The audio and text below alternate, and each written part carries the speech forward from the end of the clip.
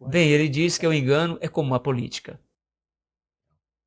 Você acredita em um candidato, a outra pessoa acredita no outro candidato, e eles estão lutando para obter a posição. É apenas uma questão de quem vai ser o mais inteligente. E com Lúcifer, o querubim caído, ele é muito inteligente, ele vai vencer e Cristo irá renunciar, você sabe, aos direitos para o planeta. Ele, Satanás, vai ressuscitar o seu povo, estabelecer o seu reino que vai durar para sempre e sempre. Deus não vai destruí-lo, porque seria contra a natureza do Criador, para destruir Lúcifer no fogo. E além disso, ele disse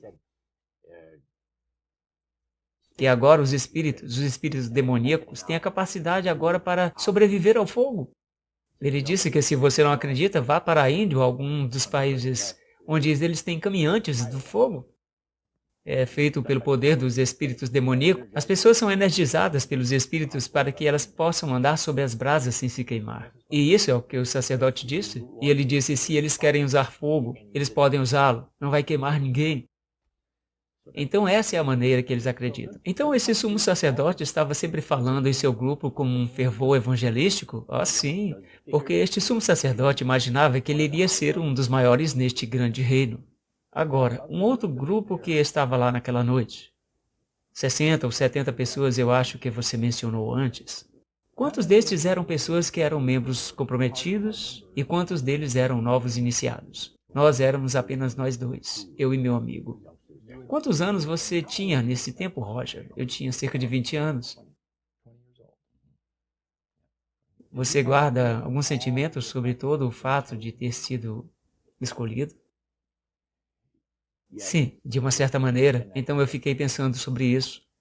Quando eu vou ter que pagar o preço?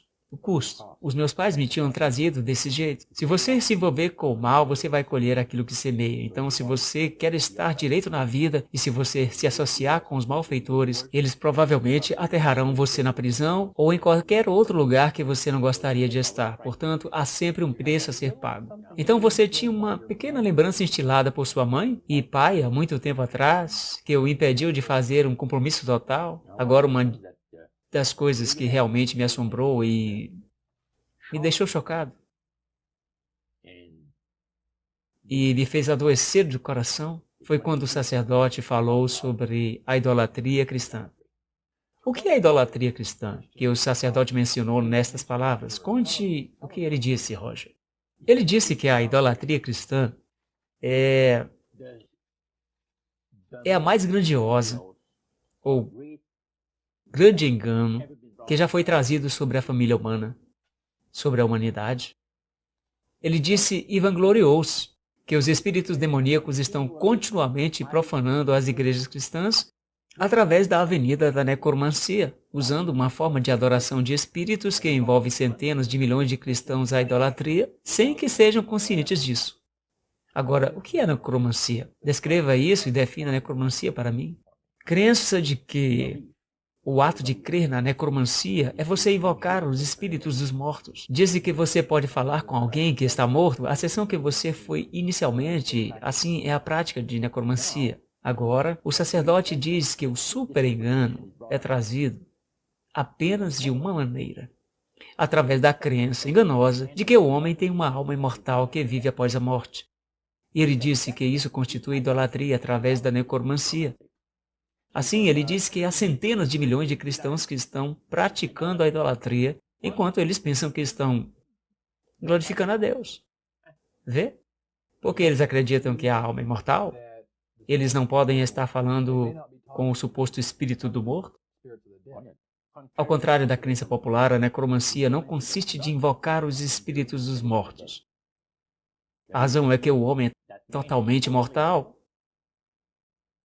e não possui uma alma imortal. Então, com quem eles estão falando?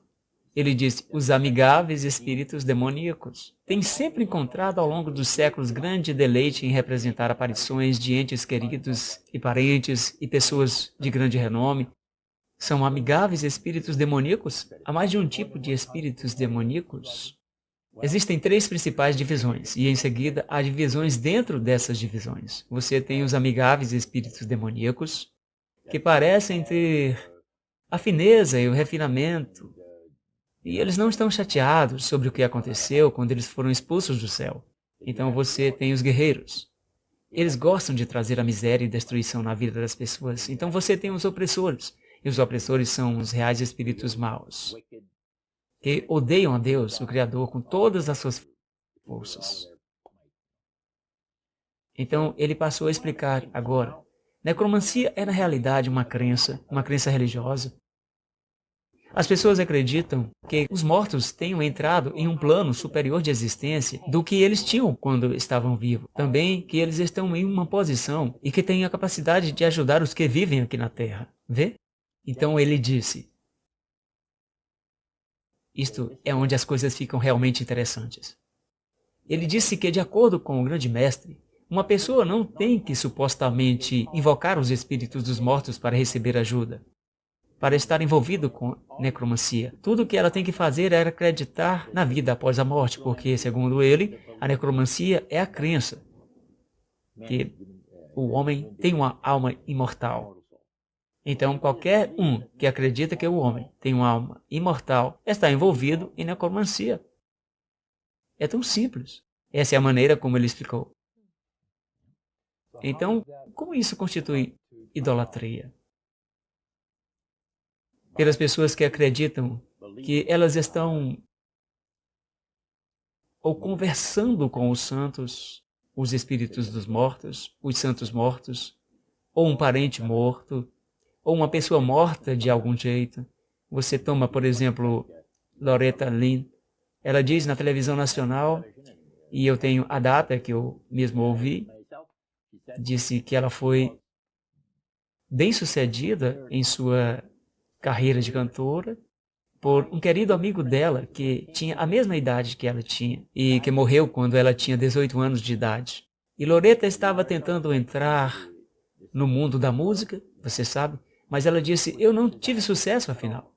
Até que uma noite ela estava sentada na cama lendo um livro e ela disse que caminha para a direita através da parede, aquela é minha amiga, o espírito da minha amiga. E ela disse, Loretta, eu vou fazer de você uma pessoa muito famosa, cantando música country.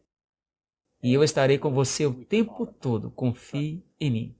E ela teve uma vez um grande concerto e ela estava descendo com um resfriado e ela pensou que sua voz iria sofrer com isso. Ela conversou com o espírito e ela achava que ela iria ser ajudada. Ela saiu do palco e ela começou a cantar e no momento em que ela precisava de poder, o poder não veio. E o seu espírito amigo bateu em seu ombro e começou a cantar por ela. E ela disse, a voz dela me atravessou. O poder. E você viu isso na televisão, o documentário? Sim. Isso foi, eu acredito, em 1976, quando isso aconteceu. Agora, o sacerdote explicou que quando as pessoas acreditam nesse negócio, eles estão realmente abrindo-se para ser completamente enganados pelos espíritos demoníacos. Porque dá aos espíritos demoníacos uma oportunidade para personificar os mortos e para as pessoas acreditarem em suas mentiras. E o sacerdote diz que, antes de tudo, traz ao grande mestre o respeito e a reverência que é devida ao seu grande nome e faz todos os outros espíritos excessivamente felizes, porque eles são os que têm trabalhado para levar as pessoas a acreditarem nesta vida após a morte. E se regozijam. E esta é a extensão da idolatria cristã? Sim. Espíritos amigáveis. Apenas para divagar por um momento. Você mencionou 3 categorias diferentes, e os espíritos amigáveis são aqueles que gostam de personificar, ser um historiador. Eles se especializaram nisso. Em sua experiência nos serviços de louvor e na sala de adoração, ou em outros lugares onde você foi, nos lugares que estava, alguma vez você assistiu a qualquer uma onde a necromancia, ou mesmo alguma coisa da chamada popularmente hoje de canalização, teve lugar onde você realmente ouviu a voz de alguém em resposta a alguma das questões? Um número de vezes, mais de uma vez em particular, que me fascinou, porque foi de uma maneira única.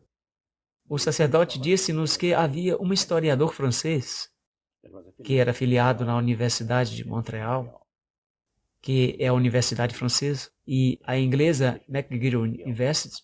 Então, a Universidade de Montreal é a universidade francesa.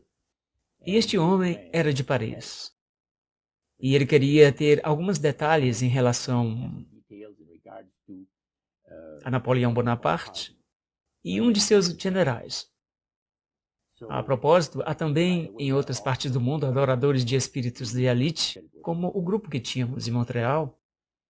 E ele mencionou, ele disse: vocês rapazes são afortunados quando meu amigo e eu fomos, porque vocês chegaram no tempo certo de ver uma coisa muito interessante.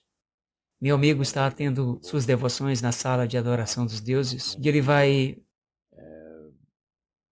usar um transmédium para conversar com certos espíritos demoníacos que irá informá-lo no que diz respeito à história antiga sobre Napoleão.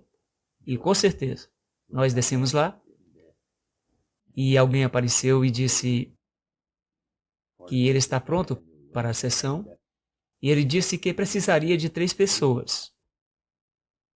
E ele precisava de 3 pessoas, mas ele queria 5 pessoas para se voluntariar e para ser o canal para os espíritos. Então, 3 deles foram escolhidos lá e os outros voltaram e sentaram-se. Então, o homem agitou um pouco a cabeça, seus olhos ficaram vitrificados e ele ficou assim por uma meia hora. E os espíritos falavam atrás dele. Ele disse: eu sou um espírito conselheiro. O que vocês gostariam de saber? E ele tinha uma prancheta, o historiador, e começaram a fazer-lhes perguntas. Este historiador veio de Paris, sim, e ele estava querendo informações, algumas informações detalhadas sobre Napoleão Bonaparte e um de seus guerreiros. E ele fez as perguntas de um desses seres humanos que estava canalizando. Assim, a voz mudou e tudo. A voz da pessoa mudou completamente. E tinha se identificado como um guia espiritual. Sim, espírito conselheiro. Ok, espírito conselheiro. E então começou a contar-lhe todos os eventos que ele perguntou para esta questão. Houve uma determinada questão que foi perguntada. E o espírito conselheiro disse: eu mandarei o senhor Remy e o senhor Alphonse duplicarem o diálogo que tinha ocorrido.